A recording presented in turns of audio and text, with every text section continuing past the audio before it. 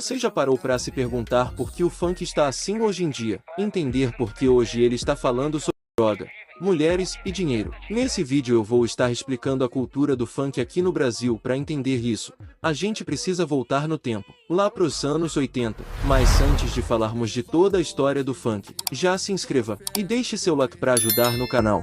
O funk carioca, desde quando chegou ao Brasil, tinha um propósito muito parecido com o rap, contar a realidade vivida dentro da favela, só que de uma forma mais alegre, mais dançante. No começo, eram festas financiadas pelos próprios DJ para arrecadar dinheiro e conseguir divulgar o trabalho. Era tudo muito independente, muito raiz.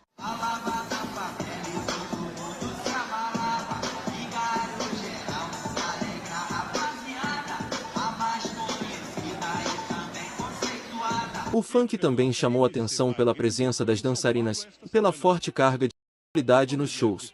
Limites para a coreografia num baile funk.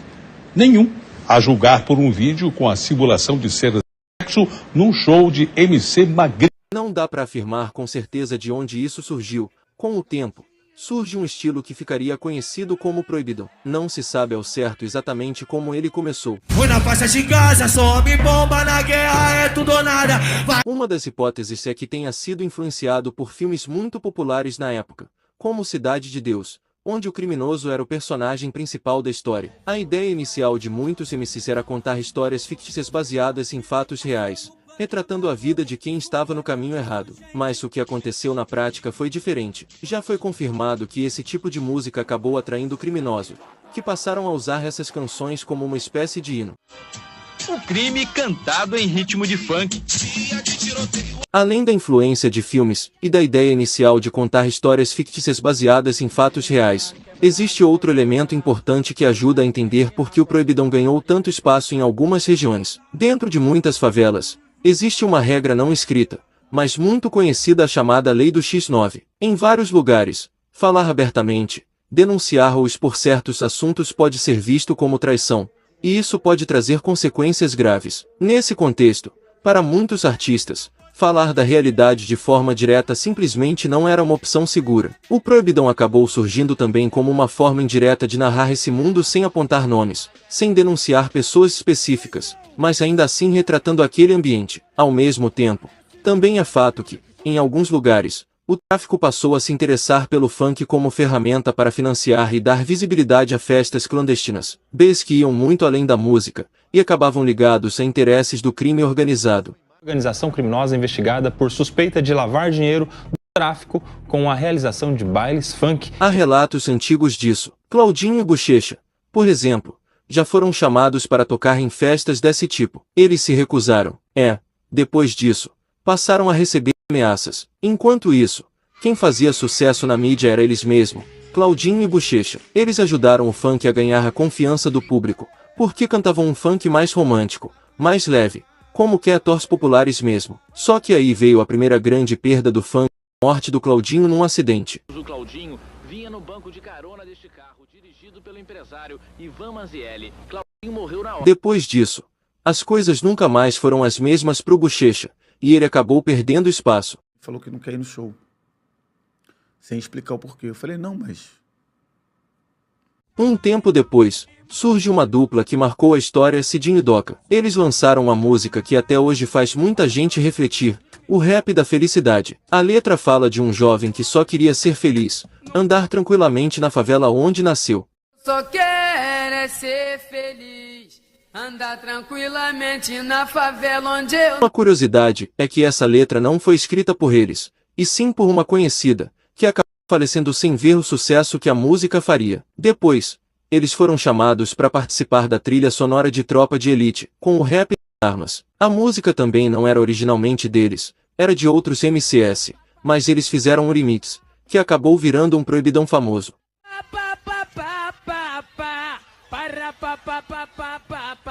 Uns dizem que o filme usou isso para estereotipar o funk, outros dizem que foi justamente para mostrar como aquele tipo de música vira trilha sonora de uma realidade dominada pelo crime. E no filme, a música toca justamente numa festa na favela financiada pelo tráfico. Depois disso, um outro cenário começa a chamar a atenção: a Baixada Santista, uma região marcada por pobreza, abandono e forte presença do crime.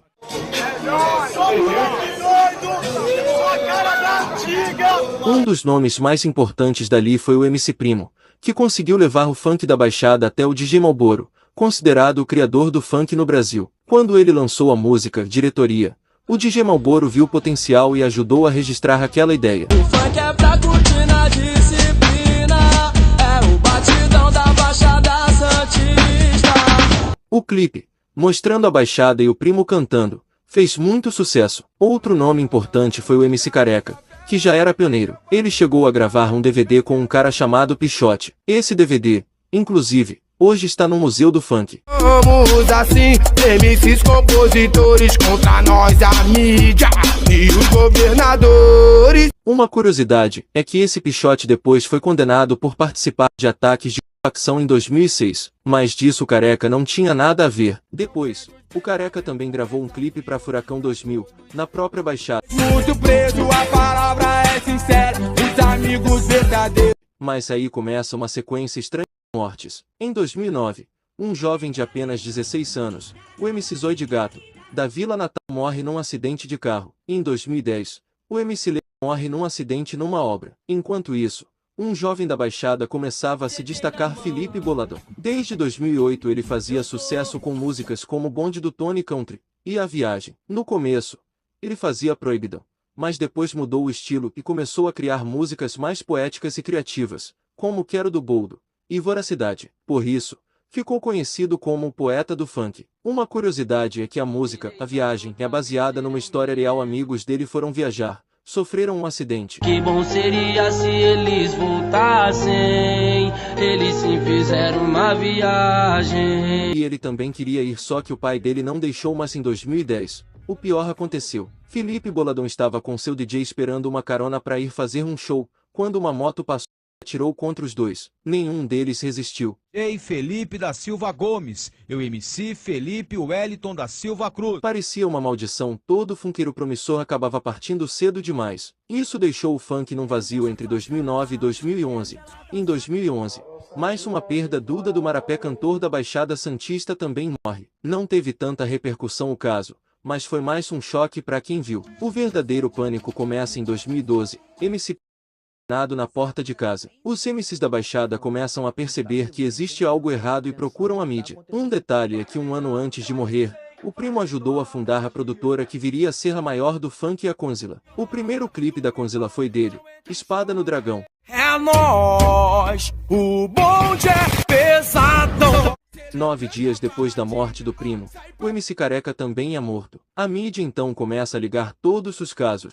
Desde Felipe Boladão, surgem denúncias de que existia um extermínio na Baixada Santista. Antes mesmo dos MCs, outras pessoas já tinham sido vítimas. Surgem boatos também de que existia uma lista com nomes Rolava um lance, dizem, né, que existia uma lista que estava o meu nome, que encabeçava o meu nome e o nome do neguinho. Amigos de MCs também dizem que alguns receberam ligações avisando que seriam os próximos. O Careca recebeu uma ligação onde colocaram a música dele de fundo, dizendo que ele é o próximo. Meses depois, um empresário conhecido como Japonês do Funk, que premiou e ajudou vários desses MCs, também.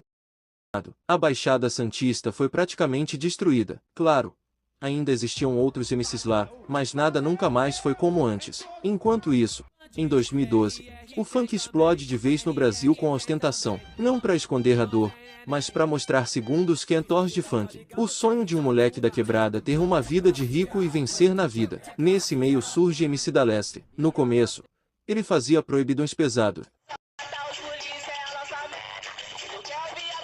Depois se arrependeu e entrou de vez na ostentação. Estourou com o Angra dos Reis, e ele sempre dizia que nunca esqueceu de onde veio. Tanto que, quando ganhou dinheiro, não saiu da quebrada, comprou casa perto, continuou ajudando a comunidade. Assim como muitos MCs da Baixada que morreram também nunca abandonaram suas origens. O MC da Leste, inclusive, chegou a fazer isso na música O Gigante Acordou, justamente na época dos protestos, quando o povo pedia mais investimento em educação e saúde, e menos gasto com a Copa das Confederações. Luto gigante, Brasil acordou, sem violência eu quero mudança pros nossos jovens, idosos e crianças. Mas em 2013 acontece o impensável. Durante um show, da Leste é atingido por um tiro no meio da apresentação, diante das câmeras do público. Diferente dos outros casos, esse o Brasil inteiro viu. Até hoje, não existe uma explicação concreta. Falam em talaricagem, mas nunca apareceu prova nenhuma. 7 anos depois do caso, a família revelou que ele tinha sido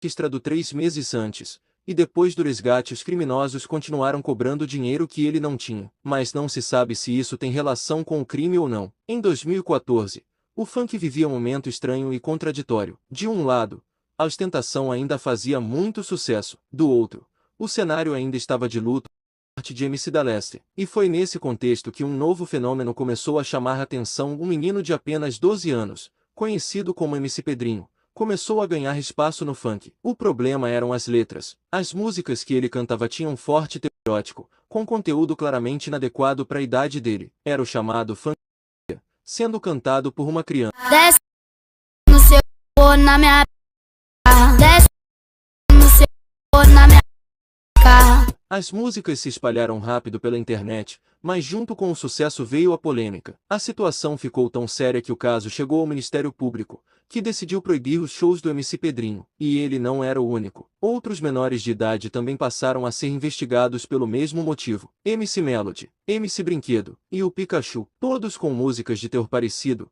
todas envolvendo sexualização precoce. Isso abriu um debate muito maior no Brasil. A discussão deixou de ser só sobre música e passou a ser sobre responsabilidade. Até que ponto esse tipo de conteúdo influencia o comportamento infantil? Até que ponto a indústria, os produtores e até o próprio público estavam ultrapassando um limite? Pulando para o futuro, em 2020, o funk já estava irreconhecível. Veio a pandemia, o isolamento, e muita gente ignorou tudo e continuou fazendo baile clandestino. Alguns MCs ainda tentaram criticar o sistema, lançando vergonha pra mídia, falando da corrupção e do descaso. Mas em 2023, tudo muda de vez. Explodem as pipugadas de casas de aposta, influenciadores divulgando, MC se vendendo pra isso, e o governo permitindo. A partir daí, muita gente do funk perde totalmente a essência. Na minha opinião, o funk acabou sendo vendido e usado para essa indústria. Os criminosos, mesmo segundo algumas informações, passaram a usar MCs para criar músicas exaltando o crime. Mas em algumas regiões do Rio de Janeiro, onde o funk surgiu,